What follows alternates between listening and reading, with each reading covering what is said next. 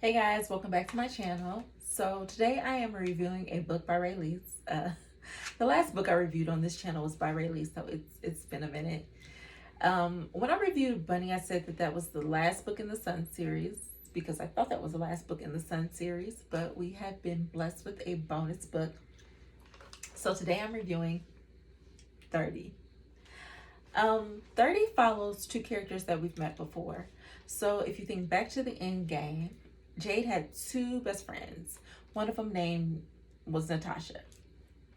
Tash, we don't know a whole lot about her from the end game. We know that she's a free spirit. She's kind of fun. She loves to dance. She's the life of the party. She's into girls.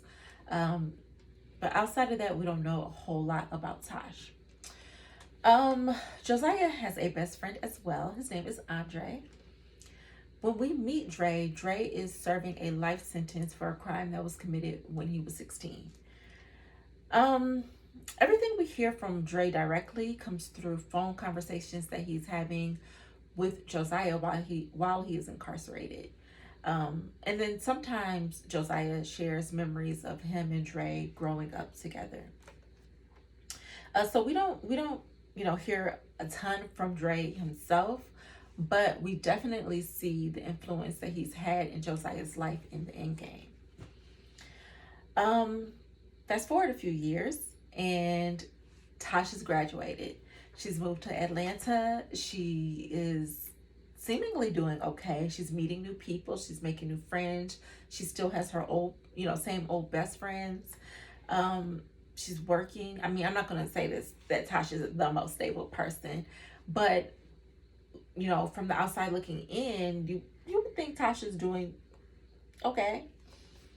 But you know what they say about appearances, like everything is not always as it seems, and this is definitely the case with Tash, which we will find out all throughout this book. Dre. So the governor of Georgia has decided that he no longer agrees that people incarcerated with life sentences for things that they've done as juveniles, he doesn't agree with that anymore. He doesn't think that they should be incarcerated forever based on things they did when their brains weren't even fully developed, when they couldn't fully connect dots with actions and consequences. So Dre's getting out of prison. Everybody's thrilled. Everybody's through the roof except Dre. Dre's been incarcerated since he was 16. He has been in prison for 6 years. He's never lived as an adult outside of prison. Dre is scared. And he's not able to really share that with anybody. Well, except for one person. If you remember from the end game, Dre has a daughter who he is very, very close with. But anyway, Dre is shook. He's not ready. He doesn't know what to do. But Dre's a leader in his community. He's the leader of his family. And he's got to get it together because many people are dependent on him. His counsel, his leadership, he's got to get it together. An unlikely ally forces Dre and Tash together. And this is how they both learn how to navigate life. Dre and Tash are two people who come from seemingly two different planets. Dre grew up in a very underserved community in Atlanta. His household was pretty dysfunctional. He had access to both of his parents, but for reasons that you will learn if you decide to read this book, he didn't have full access to his parents. His household was definitely dysfunctional. Dre's support system was the family that he created for himself. And I think that's a big part of how he was able to survive the dysfunction that was his home. Tash grew up in a two-parent household. They were middle-class, church-going people. So for all intents and purposes, it would seem that Tash grew up in a good environment. But to be honest, her environment could not have been more damaging to her if they tried. Her parents were never fully accepting of who she was as a person. And it was very damaging to her psyche. It was very damaging to her self-image. She does not view herself in the best lights because the people who she loved and depended on, the most did not view her in the best light. But even though these two come from seemingly different worlds, the author does a very good job of showing how they built their connection through intimacy over time. By the end of the book, it is unquestionable that these two people belong together. There's nobody else for either one of them. I think that this is a story about family, not just the family that you are born into, but the family that you choose for yourself. It's about friendships. It's about what you owe your friends. It's about people's expectations of you versus what you owe yourself. I think this book is about sacrifice, especially sacrifice for love. But I think more than anything, the book is about second chances and who is deserving of second chances. I think that this is a very well written book with great character development, and I think that it is exceptional storytelling. So if you decide to read this book, read it with an open mind, read it with an open heart, and read it with compassion. Compassion for people who maybe you weren't taught to be compassionate for. I think that is one of the major takeaways from this book. So if you've watched one of my videos where I reviewed a Rae Lyse book, then you know one of my favorite things about her as an author is the way that she weaves social issues into her books, specifically social issues that are important in Black communities into her books. And it's never like preachy or like browbeating or anything like that, but it's just, she tells stories about people that are reflective of real life, that make you think, hey, am I doing, all that I can to be, socially aware of what's going on in people who, or communities that I wouldn't necessarily think about that much. So I've gone through the book, I've read the book, and I have a few issues that, or things discussed in the books that stood out for me that I wanted to tell you guys about. But I'll be trying to narrow it down to just a few things because the videos be a little too long. So I gotta keep it a little short. I'm looking over at my notes. That's what I'm looking at. So I just picked a few topics that were, I feel like, very well represented in this book, that if you are looking for another reason why you want to read this story, besides the fact that you will fall in love with these characters, these are, reasons that you could look into the story, because these are things that are very important into our communities, and something that you might not, think about, or populations that you might not think about that often. First up, I have the treatment of incarcerated people.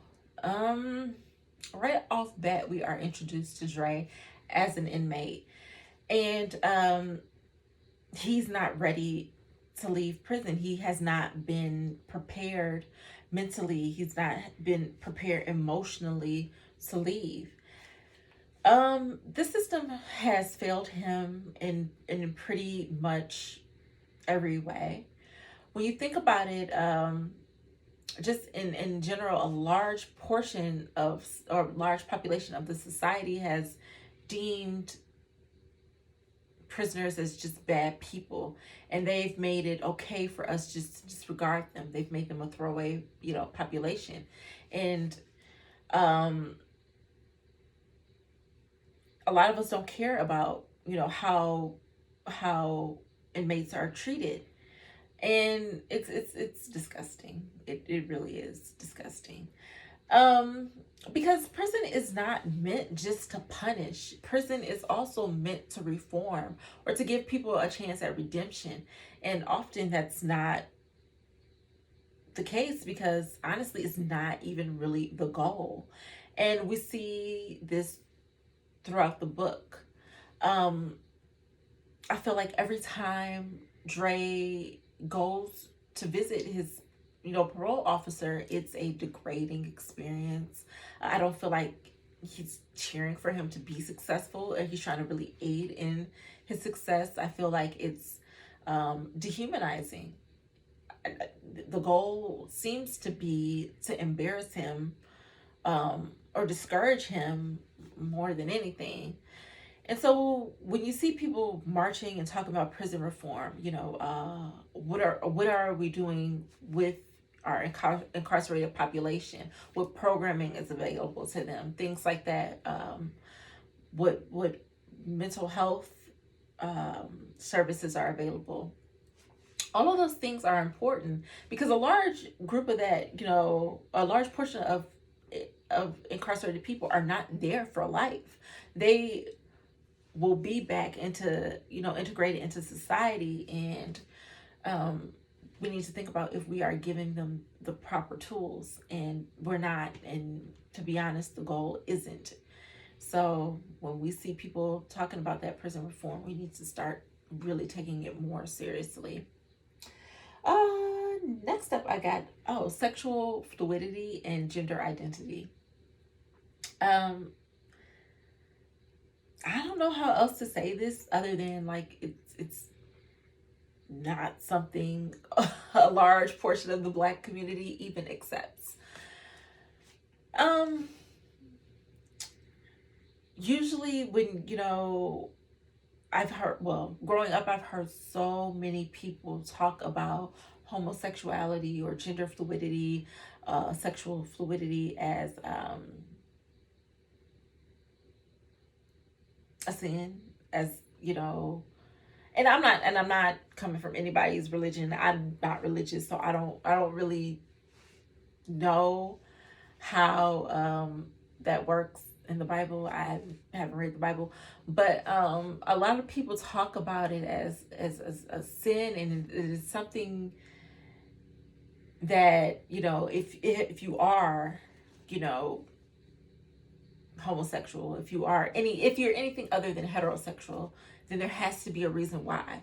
And it can't be that you were just born this way, or that this is the way that you just are. It has to be a reason. It's dehumanizing. It's dehumanizing. I feel like it's a little bit closed-minded, and it's painful for the people who exist, as a part of the LGBTQ community. And we see this mainly in the book with Tash. Tash is, she's sexual. Her sexuality is fluid. Her gender is, she exists on, both ends of the spectrum a little bit. And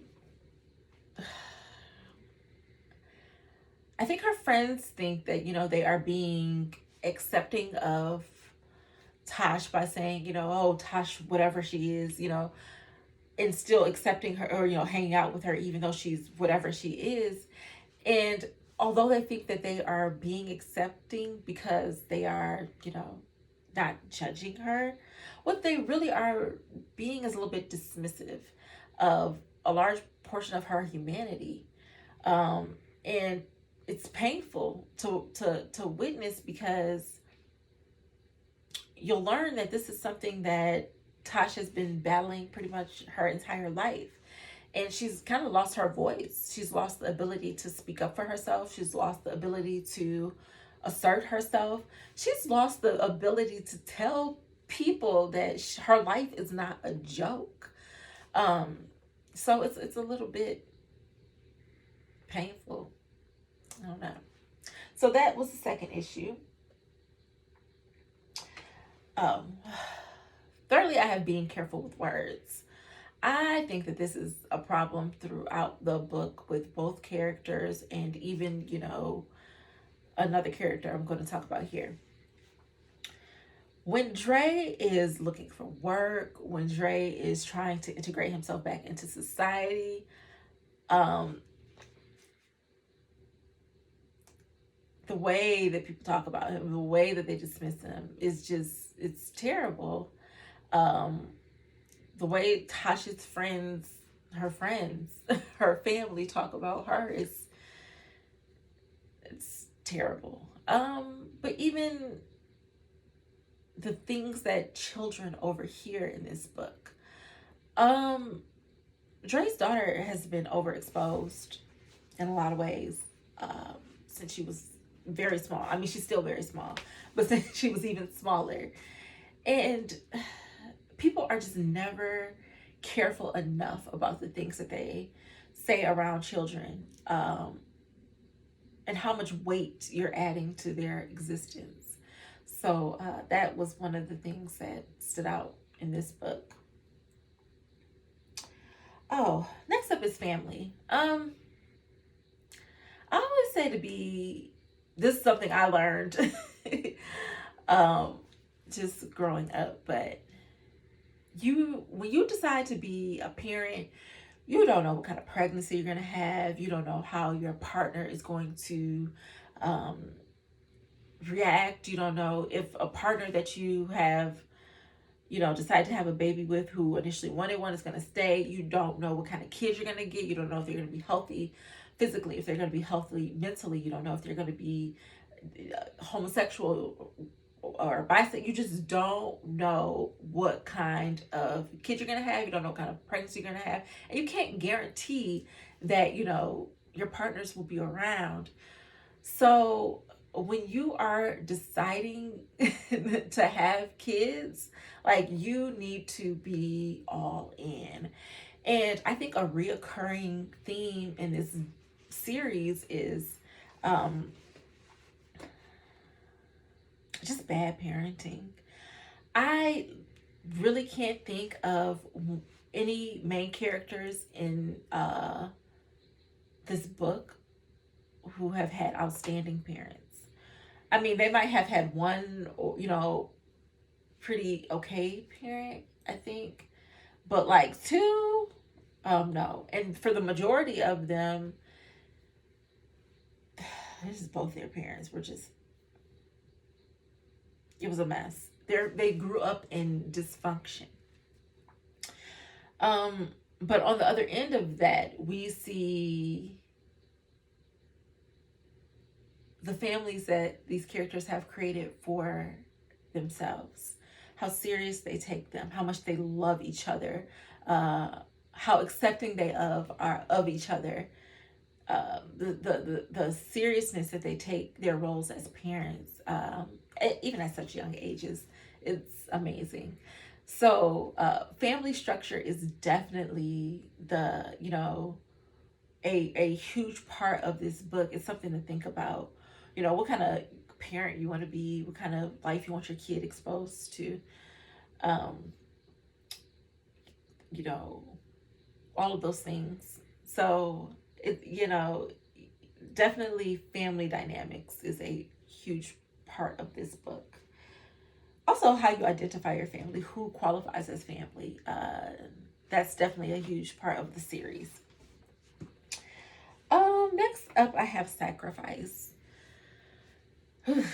I feel like this is such a major part of the series. And when you're thinking about, family and, wanting to be a parent, you have to think about what you are willing to sacrifice for your kids to live a better life. Even, in your friendships, what are you willing to sacrifice for the people you really love? I think that this is an amazing story of sacrifice. And I think with that sacrifice, you also have to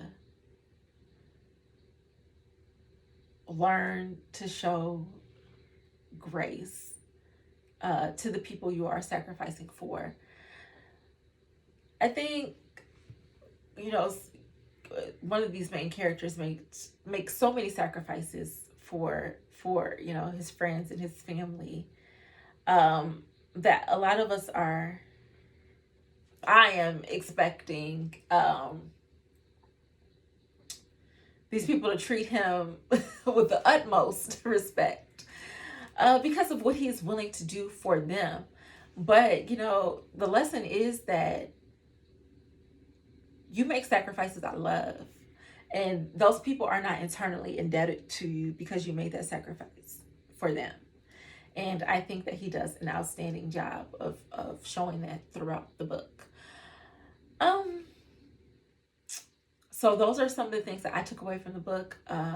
There's so many things to take away from the book, but those things stood out to me the most. So if you decide to read this book, then look out for some of those things. So up next, I have my favorite scenes in the book. If you haven't read the book, you can still watch this portion of the video. It's no spoilers, so feel free to watch it. First, I have Dre meeting Dre Baby. I feel like Dre is really struggling. He's really trying to pull it together. He has all these tests he's trying to pass. It's a lot for him, but I think his reward is meeting his niece for the first time in person, along with his daughter. He's so brave in this moment, in a way that people don't normally think about, you know, being brave, but it is very brave, and I think that is definitely his reward. Tash's introduction to poetic justicey shit. Tash was just so sure that man had nothing to offer, nothing to say, nothing worth listening to. And Dre definitely blew that out the water. So that was a great scene. Up next, I have Zeke, Dre, and Tash's discussion at the wing shop about sexuality and how it is fluid. I think this is Dre's chance to show Tash that he might be able to understand her. Tash doesn't get that a lot. Like she doesn't encounter a whole lot of people in her life that have even really tried to understand her. So him signaling that, hey, you know, I do get, you know, you a little bit. That's a big moment for her, and I was very happy to see it because, as you will see, she has problems expressing herself. So someone who was even willing to try, that was big.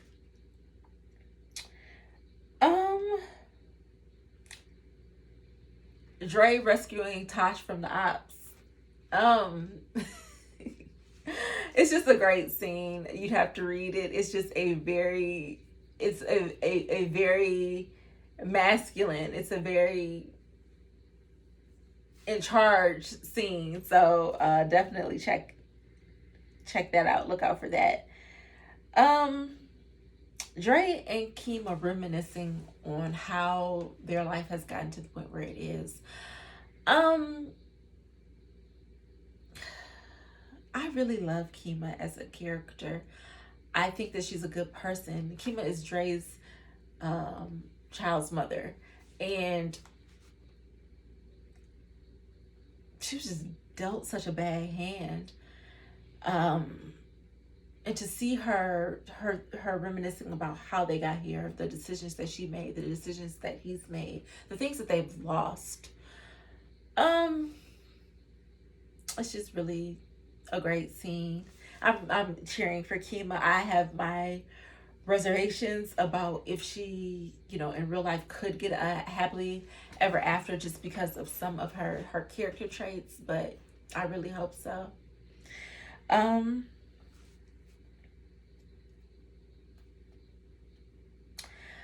Brunch with the gang in the aftermath. So Jade has got her friends and Joe has got his friend together for brunch, and the whole scene from brunch to aftermath of brunch, it's a lot happening here. I hate to see the aftermath, but it was necessary. It was so necessary. And I think that we see in that moment what it means to show grace to someone who's not treating you the best that they could be treating you.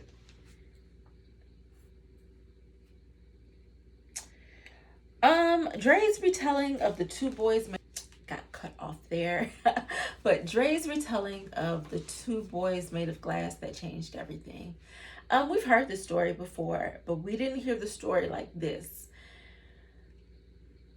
I don't know. Even if they told the story a third time from somebody else's perspective, it's still going to be emotionally gut wrenching. It's still going to be tough to listen to read. It's a tough story. So if you read the end game, then you remember this story, but not like this. Tash's trip back home. This is rough. This was rough. And even when it was happy, it was rough. But I will say that it goes a long way to explain why Tash is the way she is. And the type of person that she needs in her life, the type of people that she needs in her life. And just it tells just the story of Tash. It's a very tough scene, necessary, but pretty gut wrenching.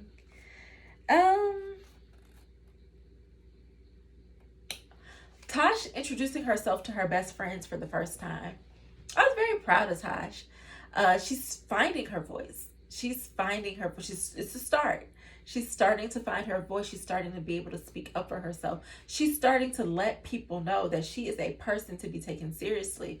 It's a start, but she had to start somewhere. So that was very, very, it was a good scene. And lastly, I have Tash taking care of Dre. It's a reoccurring theme throughout the book. And a lot of people don't think of Dre as a person who needs to be taken care of or who needs to be encouraged. He is the person who does the taking care of and the person who does the encouraging. But Tash has learned all of the ways that she needs to be there for him, to be a support system to him. And it's just a really great scene. So those are some of my favorite scenes in the book. So if you decide to read this book, then look out for them. So last up, I have who won the book, meaning who was the most standout character in the book. And I also have who benefits the most from entering into this relationship. So who won the book? Dre. This is the story of the family that Dre's love and sacrifice built. He is definitely the most compelling character in this story. Not to say that Tash is not compelling. She definitely is. Tash tells the story of a sect of people that we don't regularly think about enough. So her story is definitely compelling, but I just feel like this is definitely Dre's story. As far as who benefits the most from being in the relationship,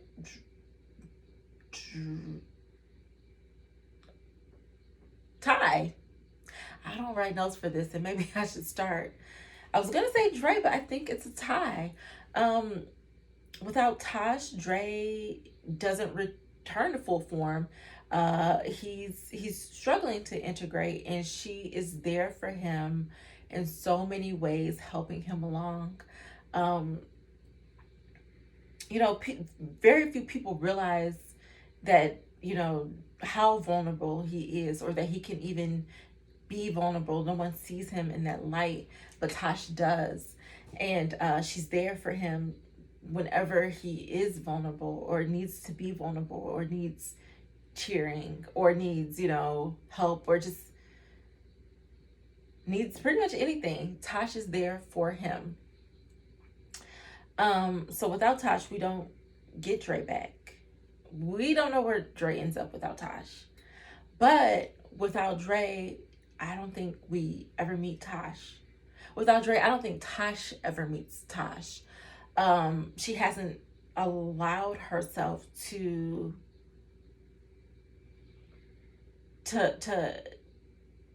meet herself. I think she has so many negative connotations associated with herself that have been placed on her by other people, expectations of her life that have been placed on her by other people. I don't think without Rae that Tash ever meets Tash, so we certainly don't get to meet her unless he's here. So I think it's a tie. So that concludes my review of 30 by Rae Lyse. Definitely check this out. Definitely check out the entire Sun series. It's outstanding. As you can tell, I reviewed all of them except for one, which I probably should have, but I didn't. I really love this series, and I just think it's an amazing series to read. So definitely check that out. I'll be back in a few days because I've been reading some books, really great books. Even though I haven't been doing reviews, I have been reading, and I want to share some of them with you, just to tell you to check them out. They were so great. And also, I have to put together a defense for my girl Ashira Witherspoon from the Prism series by Love Belvin. I feel like there have been a lot of people on Beyonce's internet just playing with her name. And I got to come back and defend her because this is just not right. It's not right. I got to get this off my chest. So I will be back in a few days for sure because I have some things I need to get off my heart in regards to Ashira. So I'll see you guys shortly. Bye.